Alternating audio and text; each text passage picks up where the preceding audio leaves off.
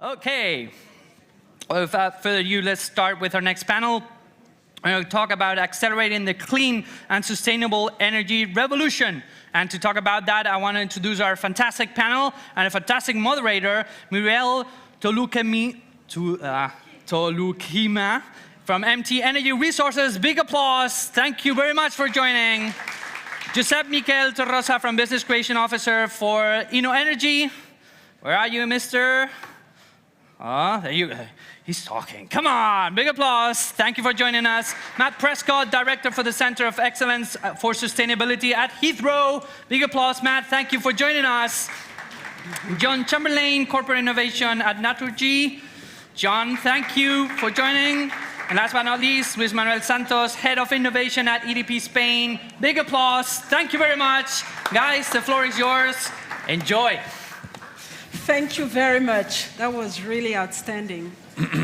Thank you for your courage to stay that late to listen to us. And we hope that you're going to get something out of this discussion. Like it was mentioned before, clean energy and sustainable energy have been one of the focus for quite some time. About more than a decade, I would say. There have been a lot of effort from government, from organizations to actually tackle the climate change issue. And our industry, the energy industry, is one of the industries that actually emit a lot of greenhouse in the atmosphere. And there's been a lot of work done. And today we actually going to talk about where we are and how we can actually accelerate the revolution that's going on in the energy sector as far as the clean energy and the sustainability is concerned. I'm going to have with me some experts in their own area.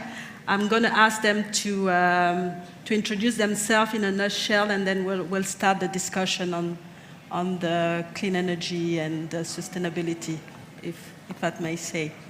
So, over to you. Okay, good afternoon. First, I want to apologize because my voice is not in the best condition. I hope my ideas will be. My name is Luis Santos. I am Head of Innovation of EDP in Spain, and I am in charge of a team of people that is devoted to find new opportunities for innovation in our company. Well, good afternoon, everybody. Hope you can all hear me at the back. My name is John Chamberlain. I work in Naturgy in Madrid, a Spanish gas and electricity utility. I'm in corporate innovation, and I'm a program leader in the areas of hydrogen, renewable natural gas. Hi, thank you for coming. My name's Matt Prescott, and I am running a new innovation centre at Heathrow called the Heathrow Centre of Excellence for Sustainability. And we're interested in all things to do with sustainability at airports and across the aviation sector. Good afternoon, I'm Josep Miguel Torregrosa, working for InnoEnergy, a European company that invests in innovation, and I'm managing the business line that invests in supports startups for Spain and Portugal. Thank you, gentlemen. I think we talk a lot about clean energy and sustainability, and I really want to know in your own area, because you're specialists in different areas, what is clean energy and how do you actually implement it in the area that you work in? If I may start with Miguel. Joseph Miguel. Well, the role of sustainability in our company is very important, because you have to think that we have installed 25 gigawatts of capacity in 14 countries, and 75% of the electricity produced in our company is from renewable sources. So we are very committed to this transformation, and we are committed to several of the Sustainable Development Goals of the United Nations. So for us, this transformation, taking into account sustainability, is a must. It is in our DNA. So strong focus on sustainability. Strong focus, yeah. Okay. If I may ask John to the same question. It's a very simple question, but the answer is very complex. And I think really here we have to think. We know today that we are and have been and will be living in an energy transition. And in energy transition, you have to look at energy. What do we mean by energy? We mean energy can be electricity generation, heat production, or transport. And we live in a time that we have to find sustainable solutions. So as a company, we're a gas electricity utility. On the electricity side, we go in the same line as my friends from EDP, in that all the new plant development goes down a renewable source, wind, photovoltaic, and we're looking at sustainable solutions that still deliver a reliable product to our clients. We have to be able to deliver electricity to our clients. And then in the other areas, because we've also got the gas side, gas is a fossil fuel. It is a clean fossil fuel, but it's still a fossil fuel. So we've got a strong looking at now how we can produce green, bio, natural gas, hydrogen that can provide clean, sustainable heat and also contribute to the transport sector where in the boats, the trains, the heavy lorries, gas is probably a better fuel source than electricity, and it will be complementary to electricity. So I think we live in this world of energy transition, and we all look to provide cost-effective solutions that deliver a reliable product to the client. Exactly. So, Matt, I mean, in your environment, in airport, how do you actually implement or use clean energy? How do you, how does it work? Well, all of our work is framed through a plan we call Heathrow 2.0, and this is our plan for sustainable growth. As you know, or you may know, Heathrow is an airport which is looking to expand, and so we have many opportunities to implement our energy systems and services in a way which is more sustainable because we have an expansion program. And in the existing airport, we are driven by a goal to be a zero carbon airport by 2050. And so the program of work has already led us to go down the carbon neutral route, which is already in place. But we're not satisfied with being carbon neutral. Through Offset, we're investing quite considerably in a range of technologies to increasingly drive down our energy use in our buildings and in our fleet. So we have the second largest EV fleet in the UK now, and that's expanding. And as an example, Terminal 2, which is our flagship terminal, is 100% renewable now. So we procure renewable electricity. We've also procured renewable gas certificates in the last year.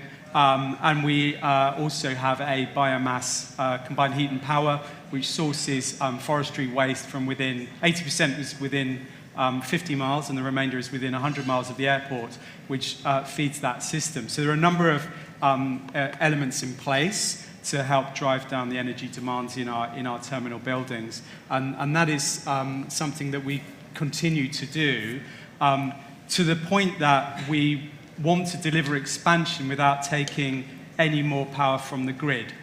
And Heathrow Airport is a very constrained site. It's a relatively small site for such a busy airport. And so our options are quite limited. So we really need to find innovation to deliver that. We have a considerable solar PV deployment, which is ongoing, and we're looking at all sorts of opportunities to maximize that. And the other big issue, if I may, is heat. We have too much heat, but we still need it in the wintertime. So the engineers are looking at how we can store heat effectively between the seasons using ground source heat stores and heat pumps. So there's quite a lot of innovation going on at Heathrow, and it's all aimed at this zero carbon airport objective that we have. Okay. So, if I try to bring the question to my field and linking it with clean energy, sustainability, and so on, well, when we look at the fields where we have the mandate to invest, that are everything or any technology or company that it's related to producing, consuming, managing, or storing energy in a more efficient way. And here I can link the efficiency with the sustainability. And if we go to the renewables as an example for producing energy, then it's thinking about that the sources that you use for whatever you do are not unlimited. Then it's the mindset that we use. And then if we go to maybe the big mandate that we have when we think about where we can invest the resources that we have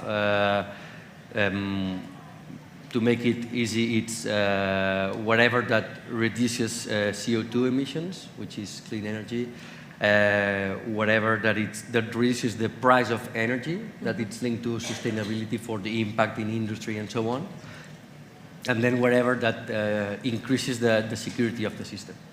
So this would be the... Thank you very much.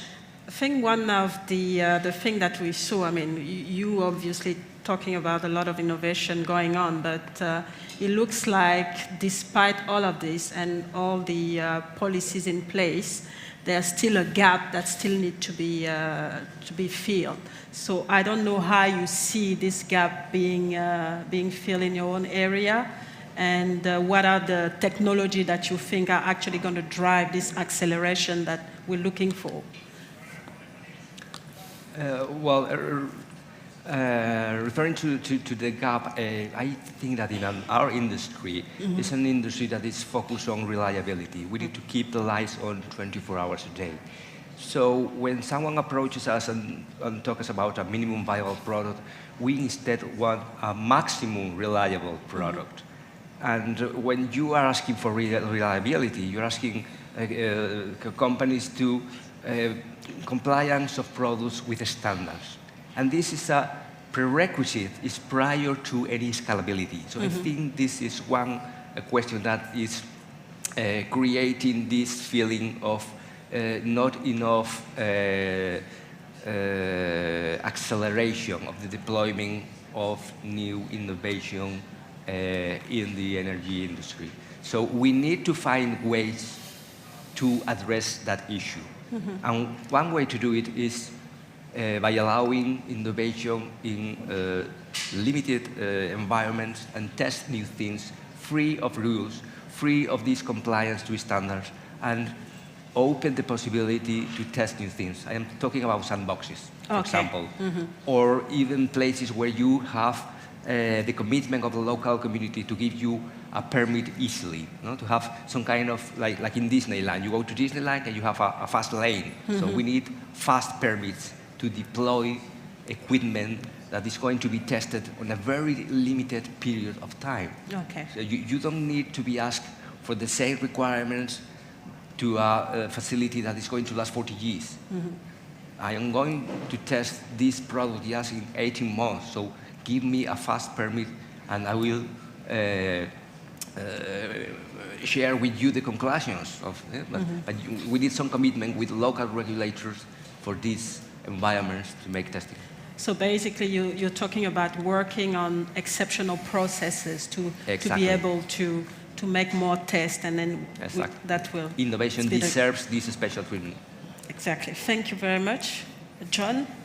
It's a very difficult question. And I think when we talk about innovation, I'm from a utility perspective. So we supply electricity, we supply gas for heat and climate control.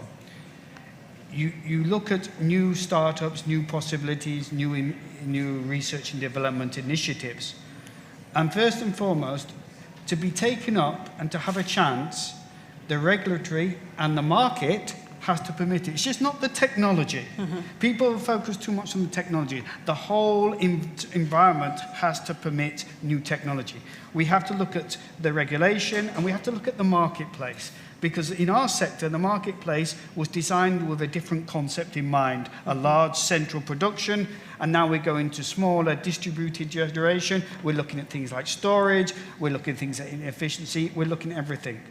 And so we've got to be able to work in an environment that we are permitted to try and develop new technologies. And new technologies have to understand that we're a large-scale industry that demand reliability because our clients demand reliability. As a company, what we look forward and we look to push is that when people talk about the electricity transition, they talk about electrification. And we, as a company, we can't see electrification being the solution to heating, transport, and electricity. Well, obviously it's electrification, but for the other two sectors. We've got to keep our options open. We've got to look at things like renewable natural gas. We've got to look at hydrogen, because there is not one solution to fit all our problems. So we've got to create the right environment, but not just technically, but regulatory market, and keep the options open to take forward the developments.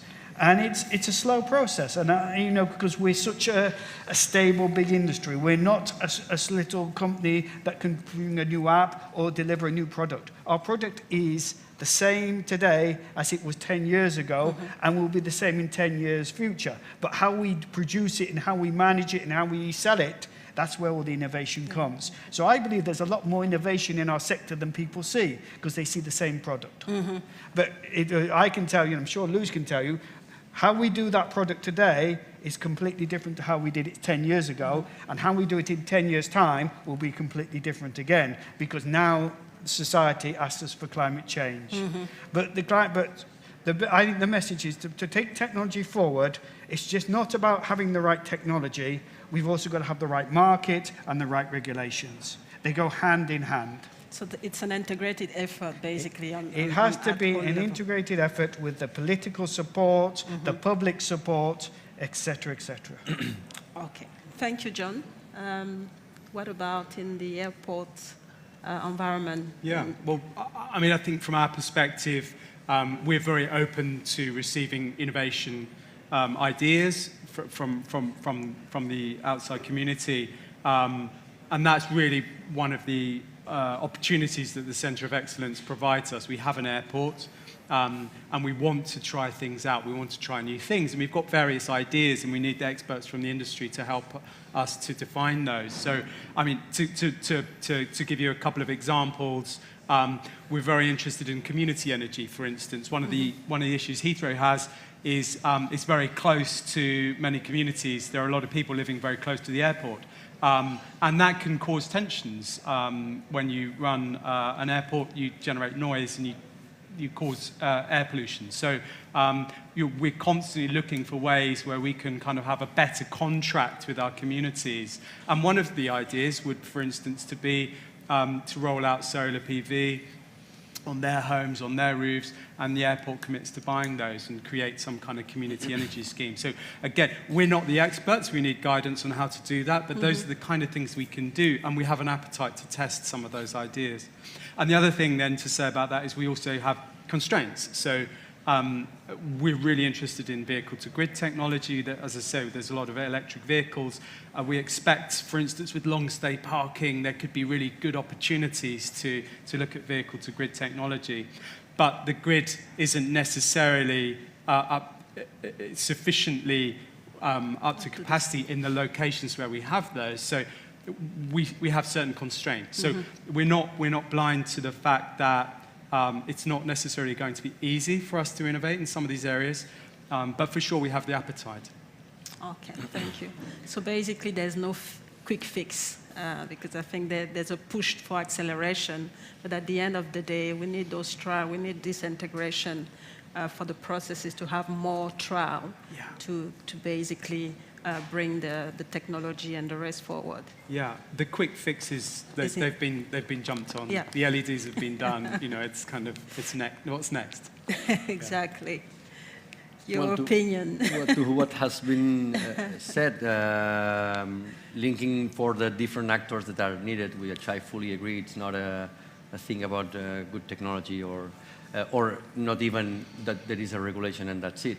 But then I would add an actor, which is the risk takers, in a sense that there are the innovators that bring launch new companies and take the risk.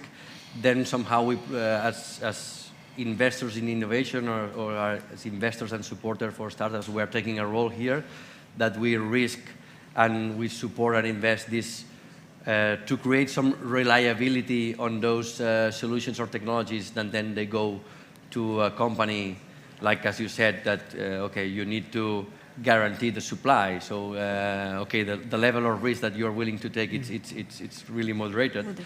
But then there has to be other actors. And here there is also regulation or the way that the policies can favor that people invest in new technologies and new companies. And then so that this gap that you were talking about from something that it's at university or research center stage can reach the market, providing the end customer or the end user something that provides comfort enough to be used in an industry like energy, which has lots of constraints, security, and so on. Okay, thanks. So we have 5 minutes. I just want to ask each of you to actually give a word of conclusion of how you see clean energy playing a role in the future, and how do you see it, implemented, or do you have a certain technology that you believe in, that you think that we should push in your area? Well, regarding the technology, I see that we have a need to really increase the availability of energy storage. Energy storage will be key to have renewables into the system. If we don't have energy storage, it will be very, very difficult to take advantage of renewables. And we need to have an open mind regarding energy storage, because if we look at energy storage, the best available technology, for example, in batteries now, is ion lithium. But this technology was developed 40 years ago for the industry of consumer electronics, because the high energy density of this technology was what they were looking for. So it's not the best technology for us. So we need to think in an open way to try to find what energy storage technology would be best suitable for us, because otherwise we will be competing with companies that they have the patents, they also have the demand. So when you have offer and demand, you control price and quantity. So the rest of us would be price takers. So it's not a big deal trying to buy this kind of technology. We need to think in a storage technology more suitable designed for us. Okay, thank you. John? It's a good question. I think in Europe we have it now agreed that there's the Paris Agreement. We have to go down this road to become sustainable, to take the CO2 emission reductions.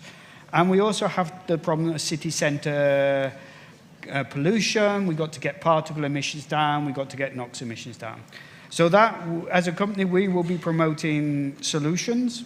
So I see that all solutions have a role in generation. I agree entirely with Luis that storage was fundamental, because the electricity system's a bit stupid. What you consume, you have to produce, and you balance it. Now, the trouble is that often the renewable energy is not so manageable, so we produce too much or too little, and we have to balance that with storage. So we talk about energy storage. But I'd even go further than Luis. That we need a range of energy storage solutions, because we need storage that can store from 1 hour to the next hour, from 1 second to the next season, but from one season, from summer to winter. And we have to find the right solution for each different storage. There's nothing, I think the message that we see in the industry, there is not one ideal solution out there. Every solution is needed, because we have to move away from the petroleum-based industries, and every bit will have a role to play. How big that will be will depend on the crystal ball and how successful it is. I am of the opinion that we can't shut the door, but we have to have the sensible discussions that we don't try and oversimplify their questions, because a lot of the challenges are very tough. Okay, thank you. So quickly, Matt? Yeah, I can see the clock ticking down there. So I'm going to throw one curveball in, which is, and don't raise your eyebrows, which is we're very interested to plot the future of electric aviation, of course. Another demand for you. But of course, this is a fascinating, interesting space. And of course, absolutely inspiring for a generation of people who are interested in how we can control emissions from one of the hardest to treat sectors. So we're thinking about how do you design an airport to support electric aircraft with all the storage, charging, etc. So there's a challenge for you. Okay. Okay.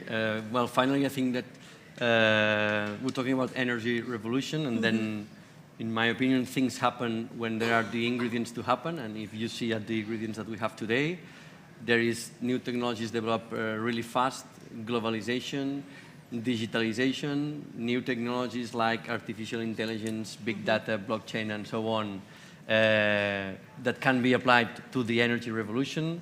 And then there is also the social push so that this happens, the cleaner energy and so on. This drives to political push regulation. So I think that we have the right ingredients to accelerate this. And so basically capitalize fully on the fourth revolution. Yeah. And, okay, thank you very much for all your insight. It's been very good. I hope you've learned a lot from our expert today. And thank you for staying that late to listen to us. Thanks. Thank you. Thank you.